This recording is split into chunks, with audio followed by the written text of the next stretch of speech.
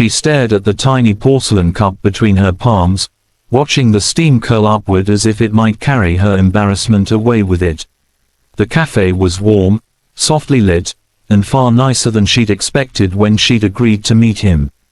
Too nice. I'm sorry, she said quietly, forcing herself to look up. I can't afford this date. For a heartbeat, the words hung between them, fragile as glass. Across the small table, Daniel blinked, clearly surprised, but not offended. He was a single dad, she knew that much. He'd mentioned his triplets on their first awkward coffee meeting weeks ago. Tonight was supposed to be simple. Just tea, just conversation. Somehow, it had turned into linen napkins and a menu without prices. She felt the familiar burn behind her eyes. Years of careful budgeting, of choosing bus fare over comfort, of smiling through dignity stretched thin, it all pressed in at once. I should go, she added, already gathering her bag. Before Daniel could say anything, 3 small figures appeared at her side like a gentle ambush. No, the word came in chorus. She froze. His daughters, 3 identical little girls with matching blonde hair and wide, serious eyes, stood shoulder to shoulder. One wore pink, one purple, one blue.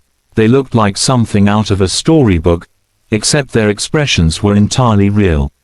You can't go, said the one in pink, reaching for her hand. You're sad, said purple, very matter of fact. And we don't let people be sad alone, finished blue. Her breath caught. She hadn't even realized a tear had slipped free until the girl in pink brushed it away with her thumb, clumsy but determined. Daniel stood quickly. Girls. No, Blue said again, turning to him now. You said manners are helping. He opened his mouth, then closed it. A laugh escaped him, soft and incredulous. She sank back into her chair before her knees could give out. I didn't mean to cause trouble, she whispered.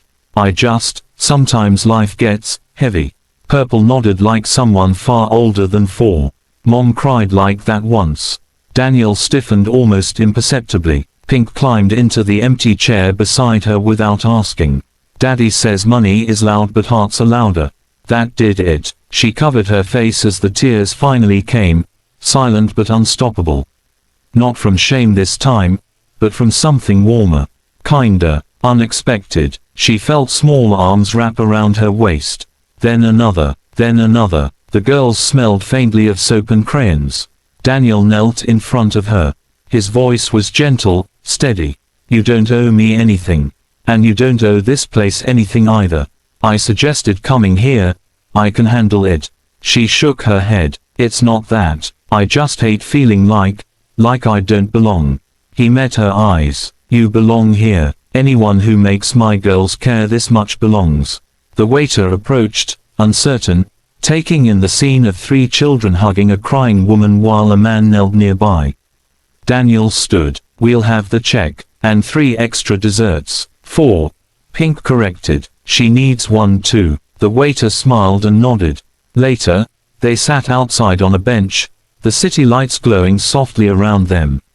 The girls swung their legs, sticky with chocolate and happiness. You know, Daniel said, our best dinners are usually pancakes at home. She laughed through her sniffles. That sounds perfect. Blue leaned against her side. You can come for pancakes. Purple added, we need someone to read stories. Pink looked up at her solemnly. And you can't cry alone. That's the rule. She placed a hand over her heart, overwhelmed by how something so broken inside her felt suddenly seen. I'd like that, she said. Very much. Daniel watched his daughters lean into her as if she'd always been part of their small, sturdy world. For the first time in a long while, he felt something loosen in his chest too. That night hadn't gone as planned. It went better, because sometimes, love doesn't arrive with roses or money or perfect timing. Sometimes, it shows up as 3 small voices saying, no, when you try to walk away, and refusing to let you cry alone.